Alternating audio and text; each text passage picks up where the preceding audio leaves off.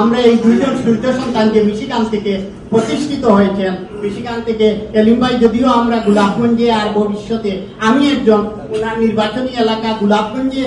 যুক্তরাষ্ট্রের মিশিগানে গোলাপগঞ্জের নবনির্বাচিত উপজেলা চেয়ারম্যান মঞ্জুর কাদের শাফি চৌধুরী এলিমকে নাগরিক সংবর্ধনা প্রদান করা হয়েছে। কৃতজ্ঞতা এমন একটা বিষয় আমার কাছে যে আমি বিভিন্নভাবে ঋণী সবার কাছে, বিশেষ করে এই মিশিগানবাসীর কাছে।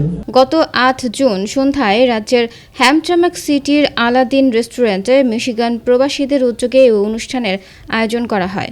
অনুষ্ঠানে সিলেট জেলার শ্রেষ্ঠ উপজেলা চেয়ারম্যান এলিমকে সিলেট 6 আসনে আগামী জাতীয় সংসদ নির্বাচনে প্রার্থী হওয়ার জোর দাবি করা হয়। এই ধরনের মানুষ বাংলাদেশের স্বার্থে আরো নেক্সট লেভেলে যাওয়ার দরকার। আগামী দিনে আমরা মিশিগানবাসী যাতে গর্ব করে ওনাকে আরো ভালো অবস্থানে দেখতে পারি।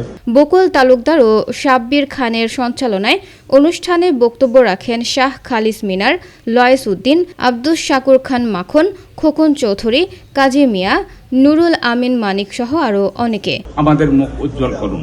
তিনি তার কাজ করেছেন এবং আমাদের জন্য কিছু কাজ বাকি রেখেছেন। এলিম ভাই বলছি 11টা ইউনিয়নে এক চৌকে দেখবা। দুইবারের উপজেলা চেয়ারম্যান এলিমকে জনবান্ধব আখ্যা দিয়ে বক্তারা বলেন, এলাকার সাধারণ মানুষের সাথে হাত মিলিয়ে এলাকার উন্নয়নে কাজ করে চলেছেন তিনি।